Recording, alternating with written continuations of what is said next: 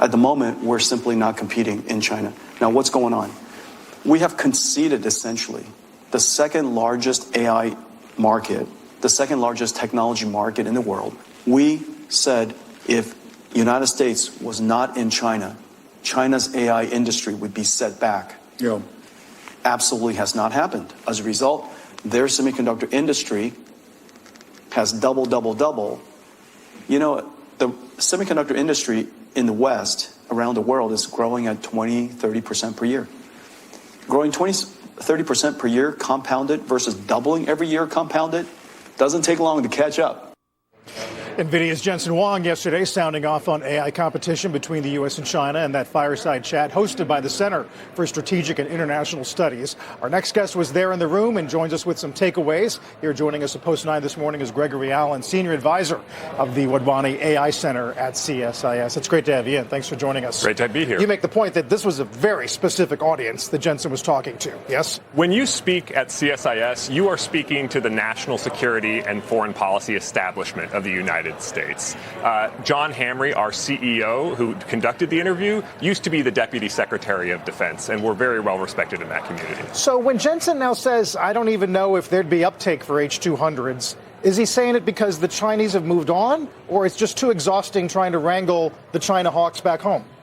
So what Jensen wants is to be able to sell these more advanced chips, the H-200s. And right now, there's different constituencies in China. If you talk to any of the leading Chinese AI companies, Tencent, Baidu, Alibaba, they would love to buy those chips, as many as they possibly can. But then you've got companies like Huawei, which are designing their own competing chips, and they don't want these sales to go forward. So it's really about who do you want to help by selling, who do you want to hurt by not selling. And in this regard, Jensen is basically saying, let us sell the chips. Now, the Chinese have banned the less advanced H-20 chips, which the Trump administration originally banned the export of and then released that ban. So that's what he's talking about there. But everything that I'm hearing from folks on the ground in China is that that is a negotiating tactic. They are basically saying, we don't want your less good chips. If you want our tens of billions of dollars in revenue, it needs to be these high-quality advanced chips. Yeah, they were apparently insulted when Commerce Secretary Lutnick said that they were their less good chips. So which is the better strategy from a national security perspective? Is it to sell them the chips that Jensen wants to sell them, or is it to not? I think it's obviously to not, and let me explain why. So his point is that we would be conceding the Chinese market, and I think there's really some historical context that needs to be here. NVIDIA's position in China is not being hurt by export controls. It's being protected by export controls. It exists because of export controls. China in 2020 had a policy called the 352 plan, which was to get their entire economy off of advanced U.S. semiconductor technology. Huawei was going to introduce a 7-nanometer AI accelerator before NVIDIA, but manufactured at TSMC.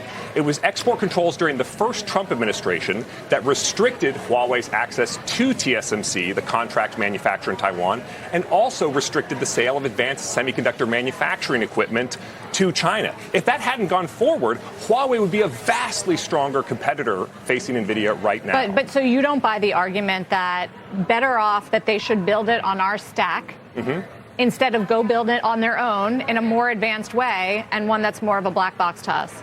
So I would say the Chinese government policy of indigenization and self-reliance is decades old. They are absolutely committed to this strategy. So they have said in policy and with investments totaling hundreds of billions of dollars that they don't want a future that includes us. And the question is, what should we do in the meantime? Should we help them build the future, build the bridge to the future that doesn't include us? Or should we make that as expensive and complicated as possible? Keep in mind, we're competing for global market share in AI. Who is Anthropic or OpenAI or Google or AWS going to be competing with in Africa, in Europe, in Latin America? If you sell a lot of NVIDIA chips to China right now, they're going to be competing with much, much stronger Chinese competitors. So this is an opportunity for us to take advantage of our leadership in AI models, take advantage of our leadership in AI chips, and to build a really strong position around the world during this critical moment for AI adoption. adoption and innovation. Is his influence on the rise or waning, at least in D.C. or among the national security community right now? Right now, I would say it's waning. If you look at what was happening a few months ago and over the past few months, there's been a few remarks that Jensen has made that have really been extremely controversial in Washington, D.C. The first of which is he said that being a China hawk is a badge of shame, yes. meaning taking China as a serious national security threat is a badge of shame. A lot of folks in Congress, congressional Republicans, conservative media types, really were against that. So he kind of had to go down yesterday. Exactly. Yeah. He was walking back that remark. He was also walking back a remark about saying that China is going to win the AI race, which again was very controversial. But it sounds like you'd still totally disagree with him.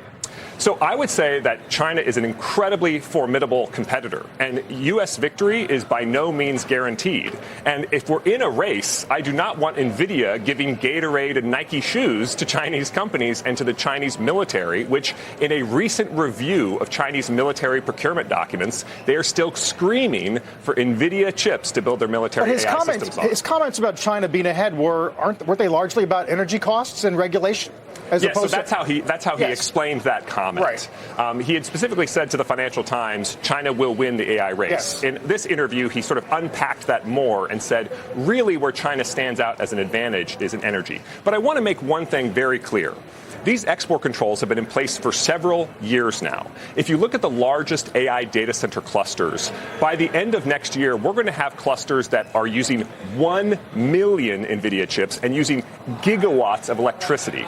All of the biggest AI data centers in the world are in America right now. And if these export controls hadn't been in place over the past few years, I feel confident in saying the largest data center today would already be in China. And the best Chinese AI model developers still, as recently as the past few weeks, say that the greatest challenge they face is these chip export controls. So that's your opinion, right? So what do you think the administration is ultimately going to do here?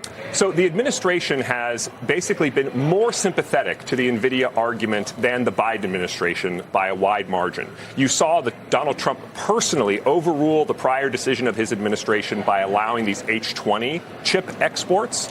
But now NVIDIA is saying that's not enough. We need you to legalize Blackwells. But according to the best reporting available, there was very strong pushback from inside the Trump administration coming from Secretary of State Marco Rubio, who was a very staunch China hawk during his time in Congress, as well as Secretary of Commerce Howard Lutnick and the U.S. Trade Representative. So Donald Trump ultimately made the decision that they're not going to sell the most advanced NVIDIA chips, the Blackwells. Now NVIDIA is saying, can we at least sell the most advanced version of the last generation of chips, the Hoppers? And that's the debate we're having this week. That's what I was testifying before the Senate Foreign Relations Committee on earlier this week. It's a very fierce debate going on right now. And you say no. You don't want to sell. Absolutely not. As I said, you're building a future you're all for export controls that China has already said is not going to include the United States. They're not going to accept dependency. The question is, should we make it convenient for them to get off of our technology, or should we make it inconvenient and painful? Right. And, of course, huge implications for the earnings model that the street's trying to put together for NVIDIA going forward. Gregory, thank you. Good discussion. Gregory Allen.